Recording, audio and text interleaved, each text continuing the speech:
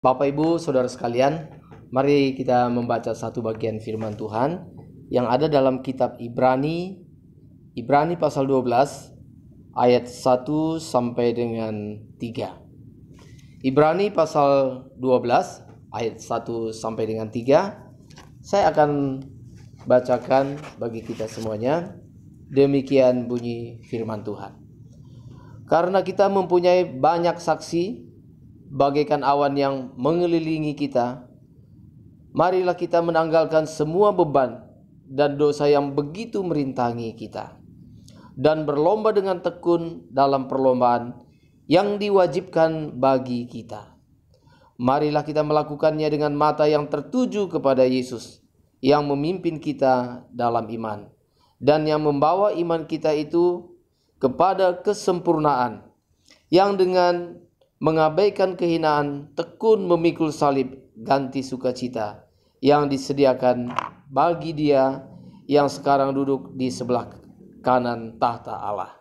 Ayat 3. Ingatlah selalu akan Dia yang tekun menanggung bantahan yang sehebat itu terhadap dirinya dari pihak orang-orang berdosa, supaya jangan kamu menjadi lemah dan putus asa. Sedemikian jauh pembacaan firman Tuhan. Bapak Ibu Saudara sekalian, baik yang ada di gereja maupun yang ada di rumah atau di mana saja Bapak Ibu berada. Ibrani pasal 12 ini berbicara tentang satu perlombaan terpenting dan terbesar yang pernah ada. Perlombaan ini sedemikian penting sehingga diwajibkan bagi kita semua. Diwajibkan kepada semua orang tanpa kecuali. Perlombaan yang ditulis dalam kitab Ibrani ini mempunyai keunikan atau ciri khas yang tidak terdapat pada perlombaan-perlombaan yang lain. Kalau kita mengamati daripada Ibrani pasal 12 ini, maka kita akan menemukan keunikan-keunikan atau ciri khas yang ada di dalam perlombaan yang ditulis dalam kitab Ibrani ini, saudara. Di sini saya akan mengungkapkan ada 5 keunikan atau hal yang penting atau ciri khas daripada perlombaan yang diungkapkan dalam Ibrani pasal 12 ini. Pertama, saudara, kalau kita lihat ayat-ayat firman Tuhan ini tadi, maka perlombaan ini adalah pertama. Ini adalah perlombaan termahal yang pernah ada. Kita tentunya mengenal berbagai jenis perlombaan yang biayanya tidak sedikit, Bapak Ibu Saudara sekalian. Kita tentunya mengenal bermacam-macam olahraga yang biayanya tidak sedikit. Sebutlah salah satu di antaranya, misalnya perlombaan balap motor atau mobil. Itu memerlukan biaya yang tidak sedikit, membutuhkan biaya yang sangat besar. Namun saudara, perlombaan yang ditulis dalam Ibrani pasal 12 ini, saudara, menelan biaya yang jauh lebih besar dari semua perlombaan pertandingan yang ada di dunia ini. Berapa biayanya, saudara? Biayanya adalah darah dan nyawa Kristus. Itu biayanya. Darah dan nyawa Kristus. Tak terhingga, tak ternilai. Sungguh amat sangat besar. Karena biayanya adalah darah Kristus, nyawa Kristus. Kematian Kristus di kayu salib adalah permulaan daripada perlombaan ini tadi. Kristus telah memberikan nyawanya bagi kita, menebus dosa-dosa kita. Bukan supaya kita secara status menjadi orang percaya saja, bukan hanya secara status kita disebut sebagai orang-orang beriman, tetapi saudara, sungguh-sungguh Tuhan Yesus mau supaya melalui kematiannya, melalui pengorbanannya, darahnya dicurahkan, nyawanya diberikan bagi kita, supaya hidup kita diperbaharui, supaya kita masuk dalam perlombaan yang diwajibkan bagi semua orang percaya. Saudara, itu yang pertama, saudara. Maka perlombaan ini adalah perlombaan yang paling mahal, yang termahal yang ada. Yang kedua, Bapak Ibu Saudara sekalian, perlombaan ini sifatnya adalah terlama. Maksudnya apa? Durasinya yang paling lama, saudara. Berapa lama durasinya, saudara? Maka durasinya adalah perlombaan ini berlangsung seumur hidup kita. Seumur hidup kita. Jadi bukan hanya 1-2 jam, bahkan bukan hanya 1-2 hari, atau kita sebut 1-2 minggu, atau 1-2 bulan, bahkan kalau 1-2 tahun juga tidak demikian, saudara. Tetapi seumur hidup kita. Seumur hidup kita, saudara, kita terus mengikuti perlombaan ini. Kita terus ada dalam arena perlombaan. Sampai kita menghembuskan nafas kita yang terakhir, Bapak Ibu Saudara sekalian. Maka perlombaan ini berlangsung setiap saat, setiap waktu. Jadi bukan hanya setiap minggu, atau setiap bulan, atau setiap setahun. Maksudnya perlombaan ini dia diselenggarakan bukan hanya seminggu sekali, sebulan sekali, atau setahun sekali. Tetapi saudara, diselenggarakan setiap saat, setiap waktu. Nah saudara, saya pikir tidak ada perlombaan yang seperti ini, saudara. Itulah sebabnya maka saya mengatakan bahwa perlombaan ini memiliki ciri yang kedua adalah perlombaan yang memiliki durasi yang terpanjang. Memiliki durasi yang terlama. Itu yang kedua, Bapak Ibu Saudara sekalian. Yang ketiga adalah, perlombaan ini karena durasinya paling lama, maka kita dapat katakan bahwa perlombaan ini adalah perlombaan yang terberat dan tersulit. Terberat dan tersulit. Saudara, karena perlombaan ini berlangsung setiap saat, setiap waktu, dan juga seumur hidup kita, maka dapat dipastikan bahwa inilah perlombaan yang terberat dan tersulit yang pernah ada. Tidak ada perlombaan yang lebih berat daripada ini, saudara.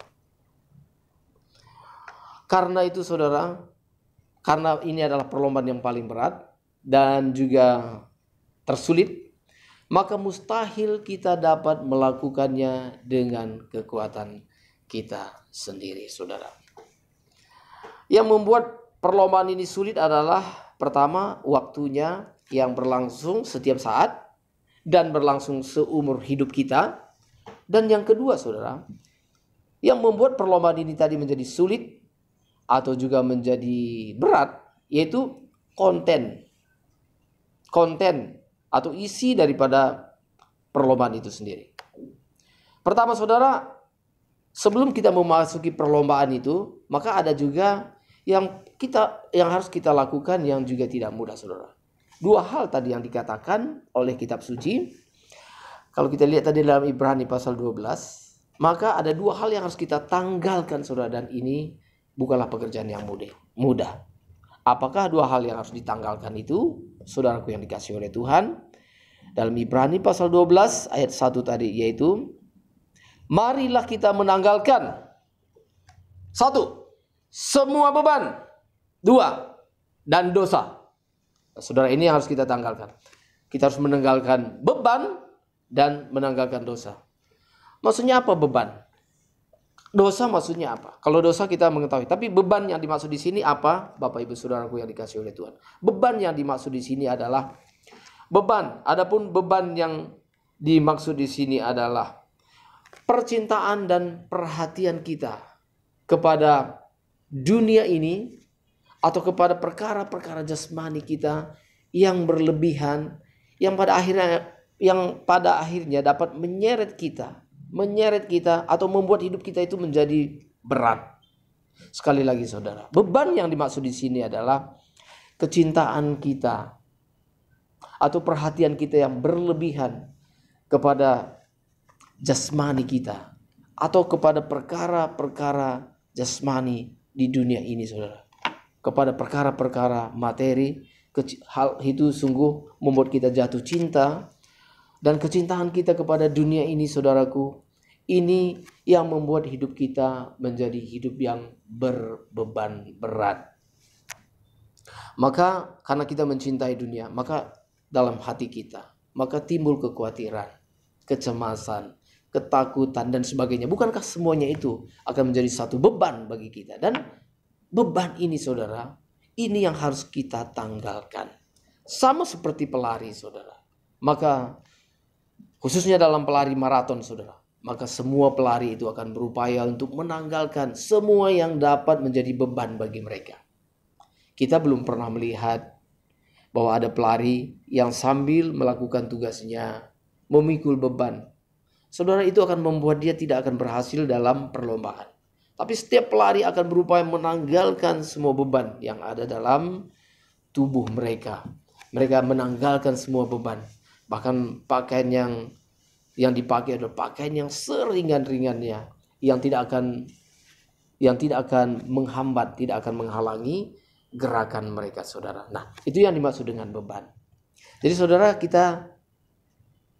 apakah kecintaan kita kepada dunia itu begitu berat, saudara? Nah, itu yang membuat hidup kita menjadi beban. Itu akan menjadi satu beban dalam hidup kita, sehingga kita sulit melangkah, sehingga kita sulit jangankan untuk berlari, kita sulit untuk melangkah, untuk mengikuti perlombaan ini. Itu yang pertama, saudara. Yang kedua yang harus kita tanggalkan adalah dosa. Dosa yang melekat dalam diri kita, yang mengikat kita, yang membelenggu kita.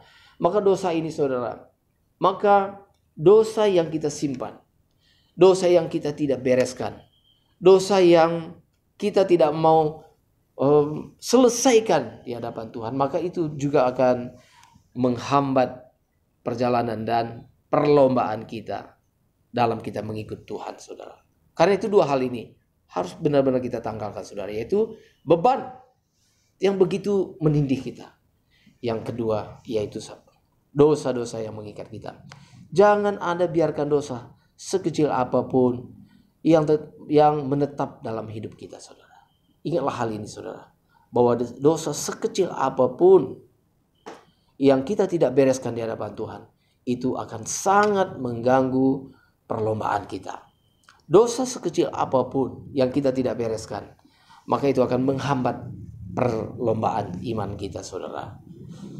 Apalagi kalau dosa itu sudah jelas-jelas begitu nyata, saudara. Orang-orang di sekitar kita melihatnya. Orang-orang di sekitar kita melihat bahwa kita diikat oleh dosa ini. Karakter kita yang busuk, saudara. Karakter kita yang menyakitkan. Saudara, ini adalah sesuatu yang harus kita tanggalkan, saudara. Tetapi menanggalkan beban dan menanggalkan dosa ini mengucapkannya mudah. Tetapi untuk sungguh-sungguh kita melepaskan beban dan dosa ini, saudara, ini bukanlah perkara yang mudah. Bukanlah perkara yang mudah. Juga bukan perkara yang sulit. Tetapi perkara yang amat sangat sulit. Perkara yang amat sangat sulit. Itulah sebabnya, maka perkara yang amat sangat sulit ini tadi, saudara, kita mustahil dapat melakukannya dengan kekuatan kita sendiri. Kita tidak mungkin melakukannya dengan kekuatan kita sendiri. Itulah sebabnya maka penulis kitab Ibrani mengatakan kita dapat melakukannya dengan guidance, dengan aturan yang ada. Yaitu pertama dikatakan kita harus melakukannya dengan mata yang tertuju kepada Yesus. Mata yang tertuju kepada Yesus. Artinya apa, saudara? Tuhan Yesus Kristus itu yang harus menjadi penolong kita. Kita harus tertuju selalu kepada Tuhan Yesus. Kita mengandalkan Tuhan Yesus. Dan pengertian yang berikutnya adalah dalam hal ini kita harus meneladani Tuhan Yesus Kristus, saudaraku. Jadi kita minta petunjuk kepada Tuhan Yesus. Hati kita tertuju, mata rohani kita tertuju kepada Tuhan Yesus. Tuhan Yesus adalah sumber kekuatan kita, sumber hidup kita. Dan Tuhan Yesus adalah teladan bagi kita. Bagaimana kita harus menjalani perlombaan kita, Bapak Ibu Saudaraku sekalian. Nah, maka di sini kita melihat tadi, saudaraku yang dikasihi oleh Tuhan, kita harus melakukan perlombaan ini dengan mata yang tertuju kepada Yesus. Nah, sekarang sebelum saya masuk kepada pengertian lebih dalam lagi, saudaraku yang dikasihi oleh Tuhan. Nah, perlombaan apa sih yang sebenarnya yang dimaksudkan di dalam Ibrani pasal 12 ini? Perlombaan apa yang diwajibkan itu? Jenis perlombaan apa? Kegiatan apa? Apa yang harus kita lakukan dalam perlombaan ini? Maka di sini adalah perlombaan yang kita lakukan adalah perlombaan kita di dalam melayani Tuhan. Perlombaan kita dalam menyenangkan hati Tuhan. Perlombaan kita dalam hal melakukan yang terbaik bagi Tuhan. Jadi itulah perlombaannya, saudaraku yang dikasihi oleh Tuhan. Perlombaan kita adalah bagaimana kita berlomba-lomba melayani Tuhan. Bagaimana kita berlomba-lomba untuk menyenangkan hati Tuhan. Bagaimana kita berlomba-lomba melakukan yang terbaik bagi Tuhan. Do the best to the Lord. Bagaimana kita melakukan yang terbaik bagi Tuhan. Itulah perlombaan kita, saudara. Perlombaan melayani Tuhan, menyenangkan Tuhan, menyukakan hati Tuhan. Itu saja. Itulah yang menjadi perlombaan kita, saudara. Nah, perlombaan seperti ini diwajibkan bagi kita. Tentunya saudaraku yang dikasihi oleh Tuhan, maka perlombaan dalam melayani Tuhan, menyenangkan hati Tuhan atau menyukakan hati Tuhan, ini juga tidak terlepas dari bagaimana kita di dalam ayat, terutama di ayat 10 saudara dikatakan, ayat 10 itu saudara dikatakan bagaimana kita berjuang untuk mengenakan kodrat ilahi, mengenakan sifat Allah, mengenakan karakter Allah dalam hidup kita. Nah, saudara, ini bukanlah perkara yang mudah.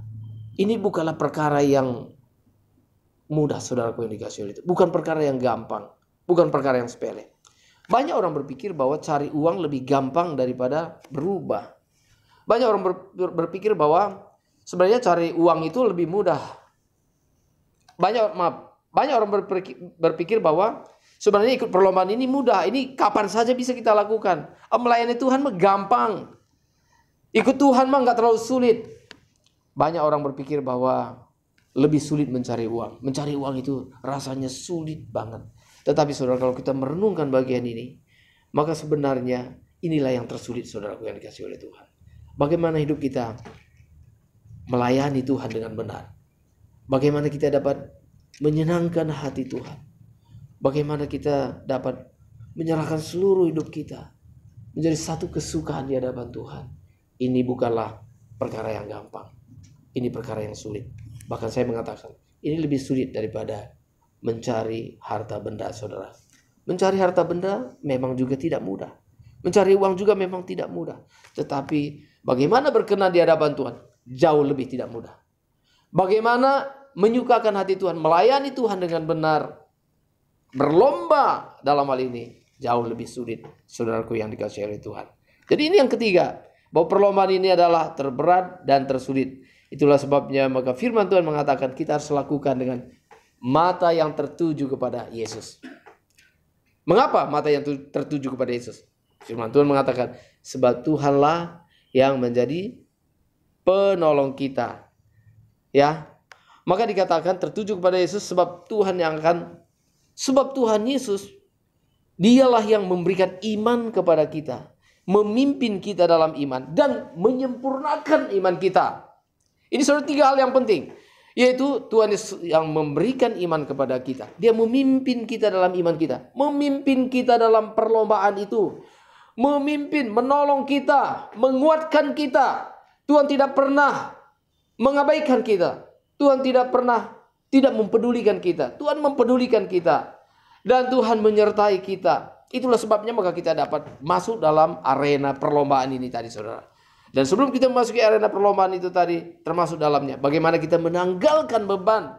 Demikian juga menanggalkan dosa-dosa dan ikut dalam perlombaan. Semua ini dituntun oleh Tuhan. Itulah maka firman Tuhan mengatakan, pandang kepada Yesus. Mari kita melakukan perlombaan ini dengan mata yang tertuju kepada Yesus. Maka saudara, Dikatakan selanjutnya adalah, maka Yesus dalam hal ini menjadi teladan. Mengapa dikatakan sebagai teladan? Sebab Tuhan Yesus pun telah menjalani perlombaan itu terlebih dahulu, saudara. Yaitu dengan tekun memikul salib. Ayat 2 saudara saya akan bacakan. Demikian bunyi firman Tuhan. Marilah kita melakukannya dengan mata yang tertuju kepada Yesus, yang memimpin kita dalam iman, dan yang membawa iman itu kepada kesempurnaan, yang dengan mengabaikan kehinaan tekun memikul salib. Saudara, Tuhan Yesus, dia telah menjalani sesuatu yang luar biasa, saudara, yang terberat, yaitu dengan mengabaikan kehinaan, dikatakan, dan tekun memikul salib.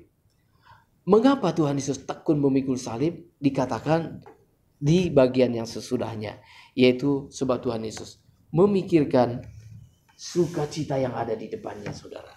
Sukacita karena apa? Sukacita karena melakukan kehendak Bapa, dan sukacita karena menyelesaikan perlombaannya dengan baik.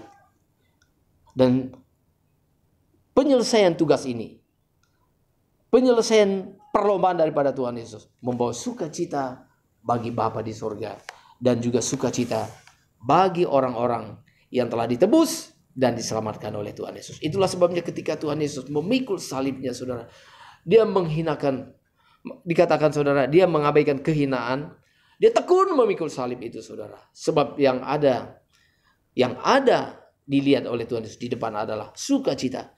Ketika dia menyelesaikan tugasnya memikul salib itu, maka ada sukacita yang menanti. Saudaraku yang dikasihi oleh Tuhan, kita juga demikian. Kalau kita masuk dalam perlombaan ini berat. Banyak persoalan yang kita hadapi, kesulitan karena kita melakukan kehendak Tuhan. Tetapi saudara ingat bahwa Tuhan memberikan kita kekuatan. Roh Kudus juga menolong kita, memampukan kita. Dan Tuhan Yesus tetap menyertai kita. Tuhan Yesus tidak pernah meninggalkan kita. Tuhan Yesus pernah mengatakan bahwa aku menyertai kamu sampai kepada kesudahannya. Sampai kepada akhir zaman. Dan Tuhan Yesus juga berjanji bahwa dia akan menyempurnakan iman kita. Itulah sebabnya maka dikatakan, mari kita lakukan dengan mata yang tertuju kepada Tuhan Yesus Kristus. Saudara, ketika kita menghadapi beban dalam pelayanan kita, dalam pengiringan kita kepada Tuhan Yesus, ketika kita mengalami kesulitan dalam kita mengiring Tuhan Yesus, mengikut Tuhan Yesus, satu hal yang diminta oleh Tuhan Yesus pada kita, dan Tuhan Yesus telah memberikan contoh bagi kita, yaitu bertekun, bersabar, tekun dan sabar. Tuhan Yesus yang mengatakan demikian, saudara. Tuhan Yesus bukan sekedar mengatakan, tetapi Tuhan Yesus telah memberikan teladan, memberikan contoh bagaimana dia tekun memikul salibnya. Itulah yang dimaksud dengan perlombaan. Itulah mengikuti perlombaan, saudara. Tuhan Yesus menyelesaikan perlombaannya dengan sempurna.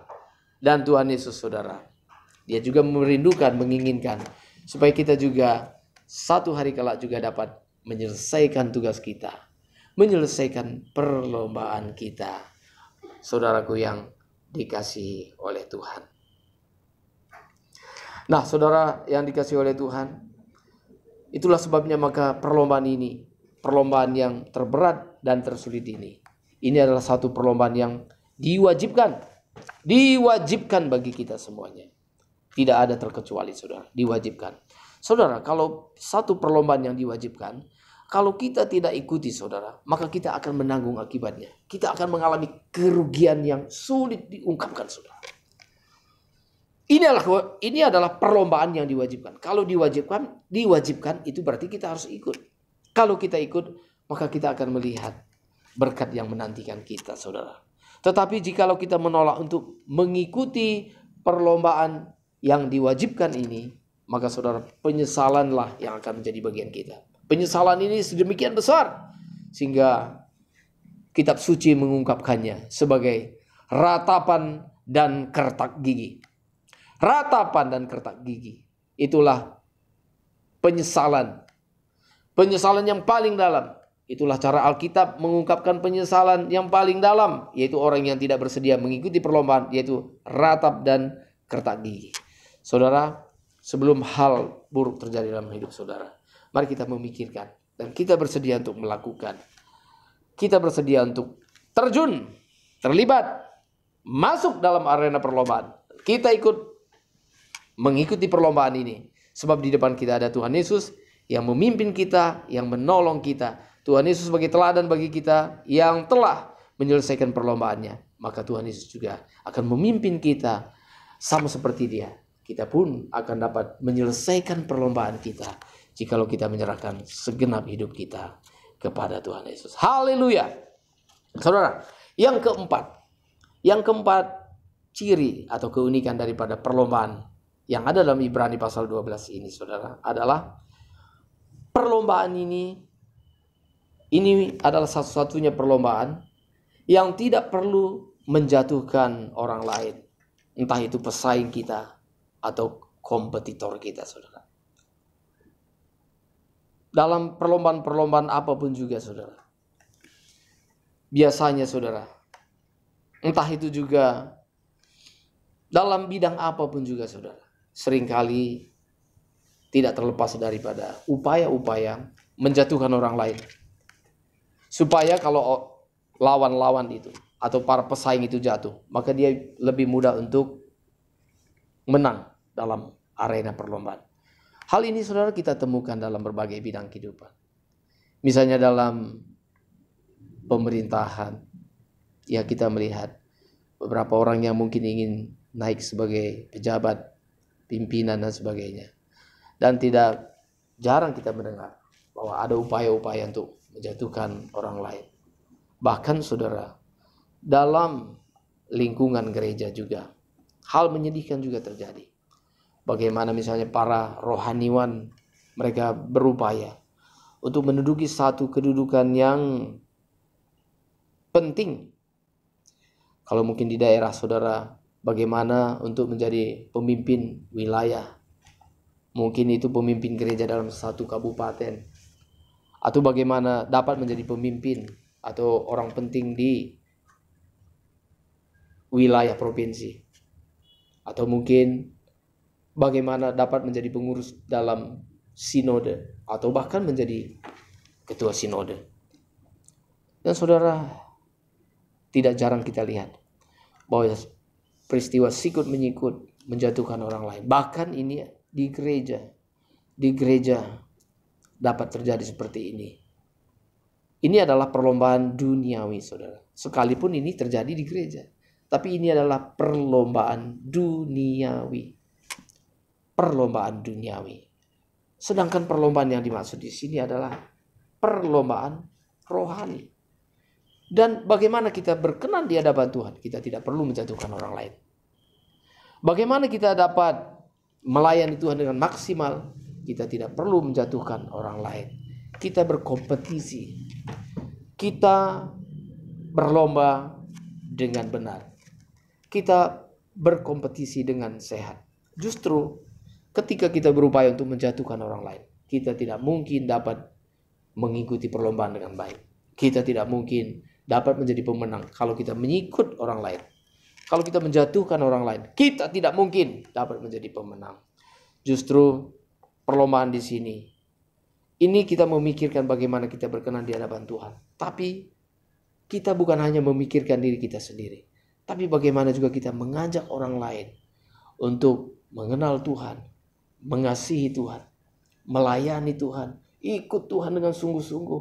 Inilah perlombaan yang memiliki hati motivasi yang murni, saudara.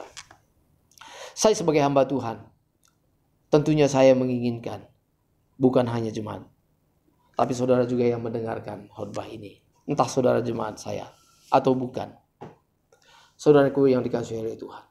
Maka saya berharap, saya berdoa supaya saudara pun ikut dalam perlombaan ini. Sungguh-sungguh ikut Tuhan, mencintai Tuhan. Maka saudara akan sungguh-sungguh diberkati oleh Tuhan. Saudara akan sangat beruntung ketika saudara terjun ke arena perlombaan ini tadi. Kita tidak perlu menjatuhkan orang lain. Kita tidak perlu mengikut orang lain, saudara yang dikasihi oleh Tuhan. Inilah keunikan daripada perlombaan ini. Perlombaan yang terbesar yang diwajibkan bagi kita. Yaitu perlombaan bagaimana kita melayani, yang memberikan yang terbaik bagi Tuhan. bagaimana kita menanggalkan manusia lama kita, bagaimana kita mengenakan kodrat ilahi, bagaimana kita menanggalkan dosa-dosa dan beban kita, dan bagaimana kita menyucikan hidup kita hari lepas hari. Saudara, ini yang menjadi pergumulan kita. Ini yang menjadi terpenting dalam hidup kita. Kalau orang lain tidak tertarik dengan kekristenan, kalau orang lain tidak tertarik dengan Tuhan, kita tetap ingin membenahi diri kita.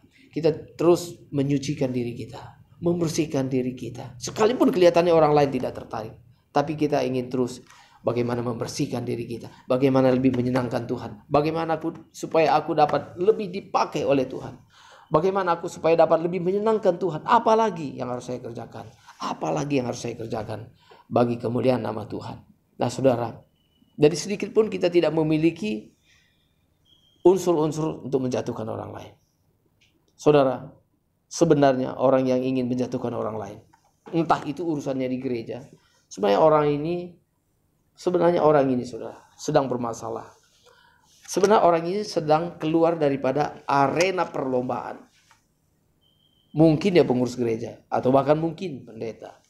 Saudara, kita semuanya membutuhkan anugerah Allah untuk kembali kepada jalan perlombaan yang Tuhan telah tetapkan bagi kita. Saudara, di dunia ini juga saudara, kita melihat bagaimana kompetisi terjadi saudara. Para wanita bisa saja diam-diam sedang berkompetisi. Misalnya di gereja, siapakah wanita yang tercantik di gereja ini? Dan dia ingin berupaya bagaimana menjadi wanita yang tercantik di gerejanya. Diam-diam dia sedang berkompetisi. Untuk itu dia merias dirinya. Nah saudara yang dikasihi oleh Tuhan, menjadi yang tercantik di gereja itu tidak salah. Tapi kalau saudara berjuang, berupaya untuk menjadi wanita yang tercantik, itu sebenarnya tidak terlalu penting. Sebenarnya yang namanya cantik itu saudara, itu relatif. Setiap orang sebenarnya sudah cantik. Setiap orang sebenarnya sudah cantik saudara. Cuma masalahnya cantik menurut siapa? Bisa saja wanita yang satu cantik menurut pria si A, tapi menurut pria si B, ini wanita ini, waduh ini gak jelas bagi dia. Oh dia bilang, ini cantiknya apa? Nah saudara, itu masalah kecantikan. Atau mungkin saja saudara, bisa yang terjadi, khususnya di gereja. Atau mungkin di tempat saudara bekerja. Mungkin sedang terjadi juga perlombaan dalam hal pakaian siapa, atau barang siapa, atau kendaraan siapa yang paling bagus, atau barang-barang siapa yang branded. Nah saudara, ini jadi satu perlombaan. Tapi semua itu tadi saudara, entah itu saudara yang paling cantik. Kalau seandainya pun saudara menang dalam kecantikan, menang dalam harta, menang dalam kemewahan, menang dalam gelar, kedudukan dan sebagainya, maka itu pun sebenarnya semuanya sifatnya sementara. Tapi sebenarnya perlombaan yang ditetapkan oleh Tuhan bagi kita adalah bagaimana kita menyenangkan hati Tuhan. Itulah yang terpenting. Nah saudara, itu yang keempat. Dan yang terakhir saudara, yang kelima. Perlombaan yang terbesar ini saudara, yang menjadi unik adalah perlombaan ini menyediakan hadiah terbesar yang pernah ada. Hadiah bagi pemenang perlombaan ini yang sampai kepada garis finish, yang menyelesaikan tugasnya dengan baik, maka dia akan mendapat hadiah yang terbesar, dan hadiah itu diberikan oleh Tuhan sendiri. Hadiah itu diberikan oleh Tuhan sendiri kepada pemenangnya. Siapakah yang lebih tinggi daripada Tuhan? Siapakah yang lebih besar daripada Tuhan?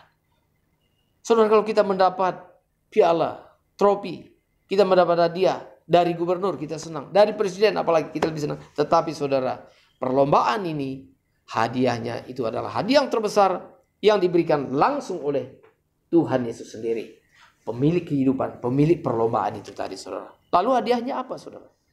Saya akan bacakan dalam 1 Korintus pasal 9 ayat yang ke-25.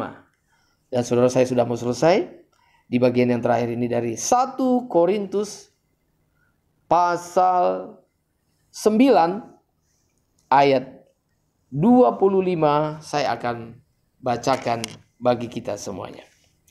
Tiap-tiap orang yang turut mengambil bagian dalam pertandingan menguasai dirinya dalam segala hal. Mereka berbuat demikian untuk memperoleh suatu mahkota yang fana. Tetapi kita untuk memperoleh suatu mahkota yang abadi. Saudara yang dikasihi oleh Tuhan, hadiah yang disediakan oleh Tuhan adalah mahkota yang abadi. Mahkota yang abadi. Bukan hanya sementara, tapi mahkota yang abadi. Tentu saudara, mahkota ini berbicara tentang kemuliaan. Artinya saudara, kalau kita bandingkan misalnya, lihat di bagian yang lain. Mahkota kemuliaan itu ditulis dalam Roma pasal 8 ayat yang ke-17. Saya akan bacakan buat kita semuanya. Dan jika kita adalah anak, maka kita juga adalah ahli waris. Maksudnya orang-orang yang berhak menerima janji-janji Allah yang akan menerimanya bersama-sama dengan Kristus. Yaitu jika kita menderita bersama-sama dengan Dia, supaya kita juga dipermuliakan bersama-sama dengan Dia. Itulah mahkota kekal. Saudaraku yang dikasihi oleh Tuhan, kemuliaan, kita dipermuliakan bersama-sama dengan Kristus selama-lamanya. Itulah sukacita yang terbesar saudara, yang dimiliki oleh setiap orang yang percaya kepada Tuhan Yesus. Mahkota kekal, mahkota kemuliaan, kemuliaan bersama-sama dengan Tuhan Yesus. Kita dipermuliakan bersama-sama dengan Kristus, yaitu jika kita bersedia menderita bersama-sama dengan Dia. Artinya, jika kita bersedia menjalani perlombaan kita sampai kepada akhir hidup kita. Saudaraku yang dikasihi oleh Tuhan, saya ingin bertanya sebagai hamba Tuhan, apakah saudara masih berada di arena perlombaan? Apakah saudara masih tetap berada dalam arena perlombaan dan mata rohani saudara tertuju kepada Yesus? Kalau saudara masih dalam arena perlombaan itu, sebagai hambanya saya berkata, tetaplah ikuti perlombaan ini. Ikuti dengan tekun, ikuti dengan sabar. Sebab saudara tidak sendiri. Ada banyak orang-orang beriman yang berada dalam arena ini. Kita bahu-membahu. Dan Tuhan Yesus Kristus, pemimpin kita, yang memimpin kita dalam iman dan menyempurnakan iman kita itu. Satu saat kelak kita akan berjumpa dengan Kristus. Kita akan berjumpa dengan sang pemimpin kita yang akan memberikan hadiah mahkota kehidupan yang menjadi sukacita abadi kita. Saudaraku, kalau saudara sedang keluar daripada arena perlombaan, saudara sedang meninggalkan arena perlombaan, dalam nama Tuhan Yesus saya berkata pada saudara, kembali kepada perlombaan, kembali kepada arena. Mari kita sama-sama mengikut Tuhan, mengikuti perlombaan dengan tekun. Dan akhirnya Tuhan akan memberikan kemenangan bagi kita. Kiranya Tuhan memberkati kita. Amin.